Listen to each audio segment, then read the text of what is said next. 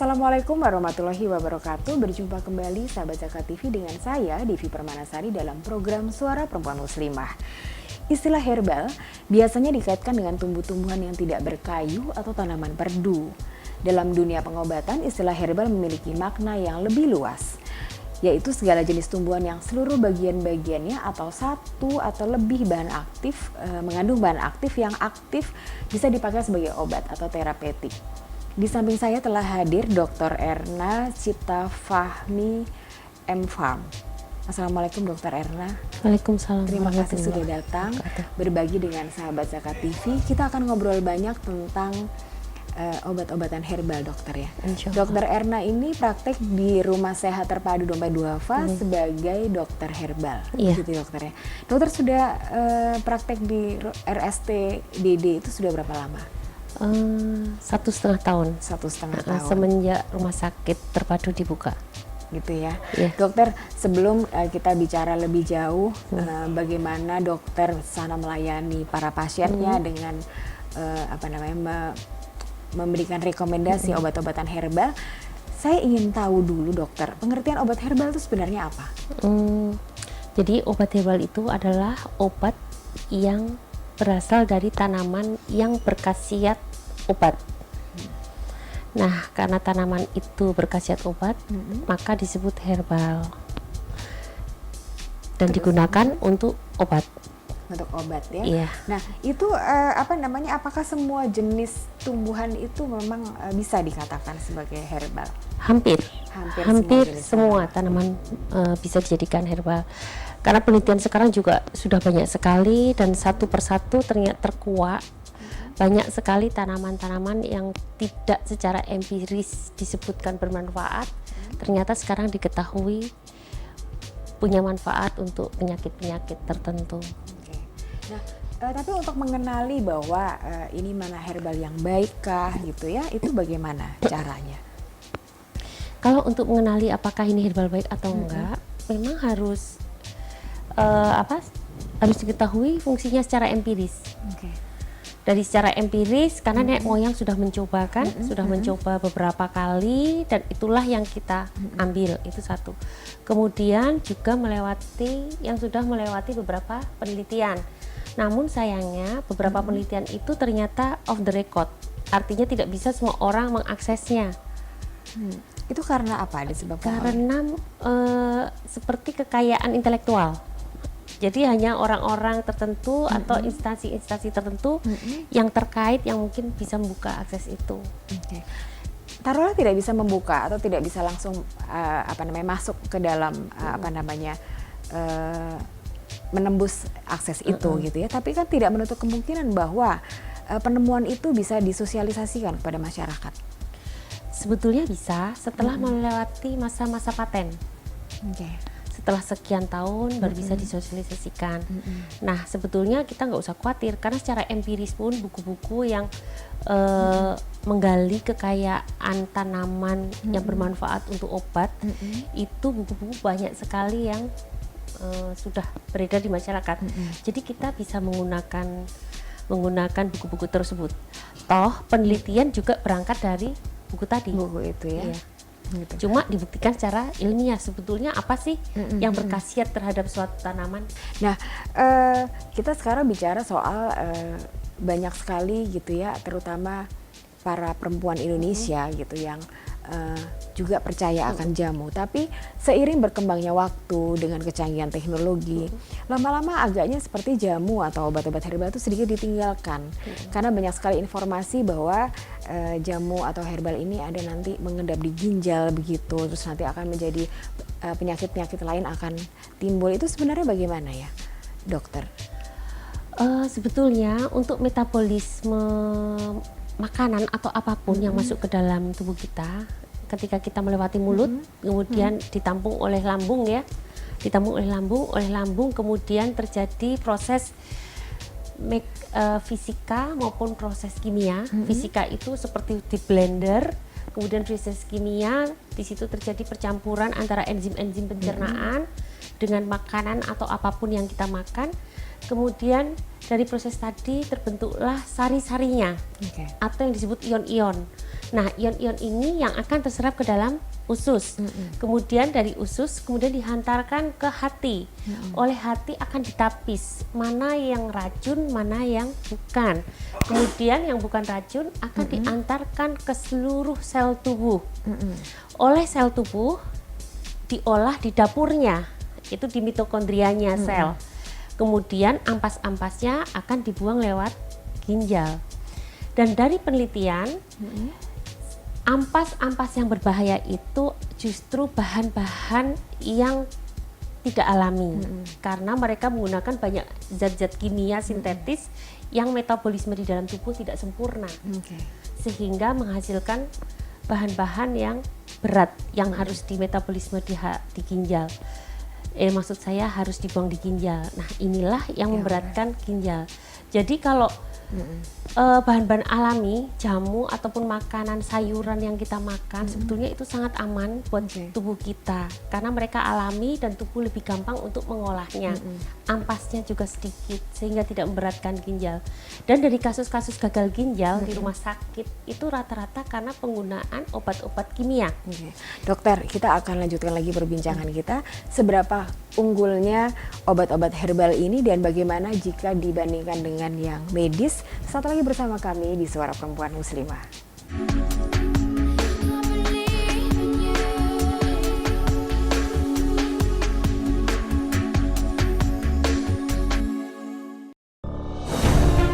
Ketika keindahan dunia merebak keselarasan, berbagi kemesraan.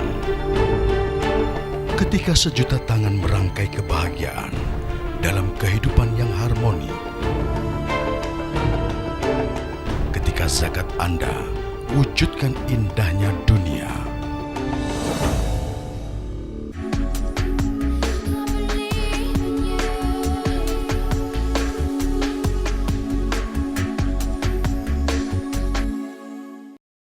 Sahabat Zakat TV, kita lanjutkan perbincangan menarik seputar obat herbal dengan Dr. Erna. Dr. Erna, jadi kalau dengan penjelasan Dr. Erna tadi di segmen pertama, itu apakah berarti obat herbal itu bukan obat alternatif begitu ya? Sebetulnya bisa menjadi pilihan pertama, tidak harus menjadi alternatif. Hanya memang masyarakat harus tahu kapan menggunakan obat herbal, kapan menggunakan obat konvensional. Dari mana mereka bisa tahu? Apa indikatornya bagaimana? Jadi obat konvensional sebaiknya digunakan dalam keadaan yang darurat, seperti perdarahan hebat, kejang, kanker stadium 4.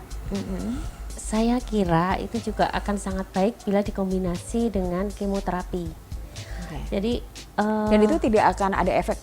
Jadi mereka bisa bekerja sama antara herbal dengan yang konvensional. Rata-rata bisa. Memang tapi ada beberapa obat yang sudah diketahui ternyata tidak bisa berbarengan dengan herbal. Misalnya seperti simvastatin, obat untuk kolesterol. Ternyata efeknya akan berkurang, efek dari simvastatin akan berkurang atau sama saja. Tidak ada efeknya jika berbarengan dengan jati Belanda. Jadi sebenarnya jati Belanda itu menurunkan kadar kolesterol. Jati Belanda fungsinya untuk menurunkan kolesterol. Dan itu memang perlu data banyak sekali. Perlu data banyak sekali. Dan itu yang tidak bisa berbarengan tadi, Dok.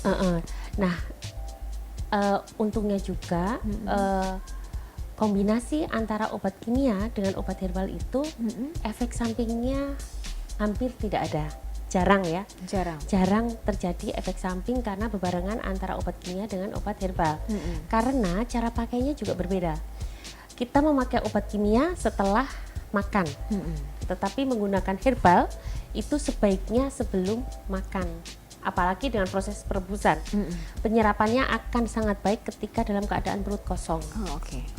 Sedangkan obat kimia justru penyerapannya akan baik setelah kita makan. Karena untuk melisiskan kapsul-kapsulnya dan untuk penyerapan ekstrak dari obatnya perlu enzim-enzim. Nah, ketika kita sudah makan, enzim pencernaan sudah banyak yang keluar. Jadi akan lebih gampang untuk mengabsorpsi obat yang kita makan. Berarti itu tidak perlu ada kekhawatiran bahwa misalnya saya menderita penyakit, terus saya juga berobat herbal, saya juga berobat yang kimia. Kalau itu sama-sama tidak akan ada ketakutan overdosis begitu? Bisa jadi. Ada Bisa jadi. kemungkinan overdosis. Misalnya kita penderita hipertensi, Iya. kita menggunakan obat dokter hipertensi, tapi juga menggunakan herbal.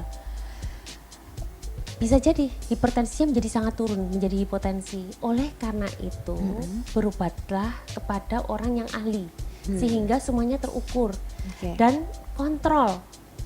Jangan pakai asumsi pribadi.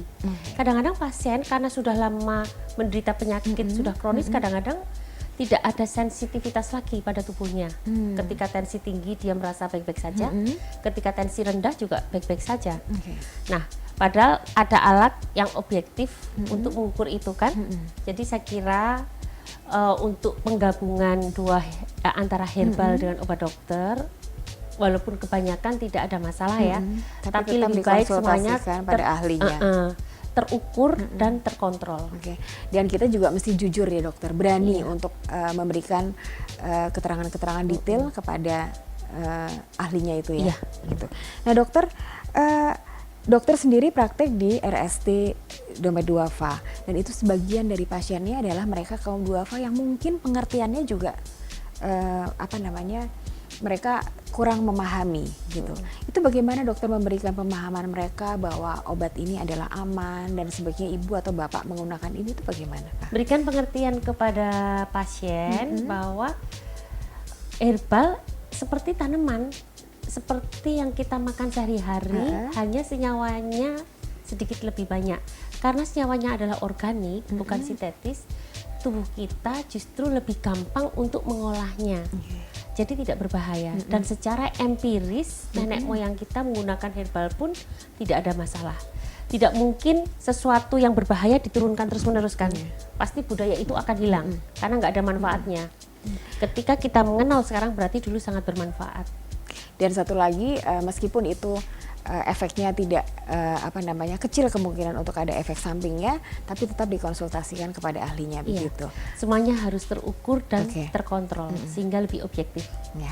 Sahabat Zakat TV, hidup sehat tidak harus mahal, dan kita bisa melihat banyak tanaman yang Allah berikan dan Allah tumbuhkan, semuanya adalah untuk kepentingan kesehatan kita. Tapi semua itu bisa kita manfaatkan sejauh kita juga percayakan itu, konsultasikan itu kepada ahlinya. Saat lagi bersama kami di Suara Perempuan Muslimah.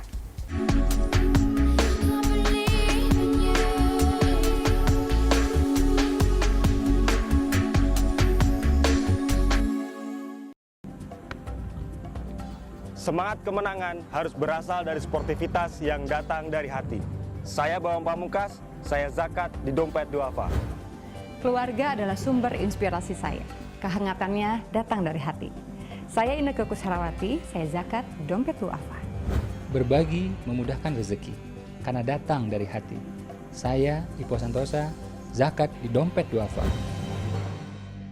Dompet Duafa.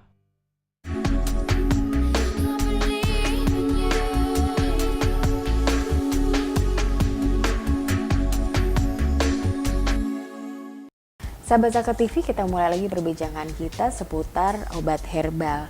Dan ternyata dokter tadi sudah bicara panjang lebar, menjelaskan panjang lebar bahwa obat herbal ini aman dan bisa sejalan dengan obat kimia. Tapi sejauh kita juga penting untuk konsultasikan pada ahlinya.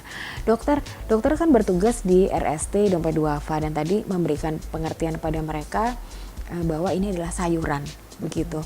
Tapi ada mungkin mereka berlama-lama mengkonsumsi obat kimia yang langsung cespleng begitu. Sementara obat herbal ini ada proses lama kan, butuh kesabaran. Nah, bagaimana dokter memberikan pengertian mereka agar mereka juga memahami pentingnya obat herbal? Ketika kita berikan konsultasi untuk pasien, pasien akan kita beritahu bahwa obat herbal bekerja tidak secepat obat kimia, jadi butuh waktu. Tapi insya Allah dalam 1 minggu mereka akan sudah merasakan kemajuannya. Kemajuan. Apakah itu rata-rata obat herbal memang kurun waktunya 1 minggu sudah ada hasil? Sebetulnya tergantung penyakit dan tergantung pasien itu sendiri. Karena sebenarnya penyakit itu sangat dipengaruhi oleh satu keyakinan, ya. Kemudian kedua, oleh kedisiplinan pasien dalam mengkonsumsi herbal dan bergaya hidup sehat. Ini akan sangat berpengaruh. Gaya hidup sehat ini yang dimaksud adalah gaya hidup sehat itu bahwa mereka lebih banyak makan sayuran dan buah daripada makan dalam tanda petik goreng-gorengan atau yang kering. Nah, yang bikin sedih adalah bahwa masyarakat kita atau yang selama ini saya kenal, mereka itu memang ingin praktis. Mereka tidak mau ribet, harus menumis, harus memasak. Mereka mencari yang praktis dan murah.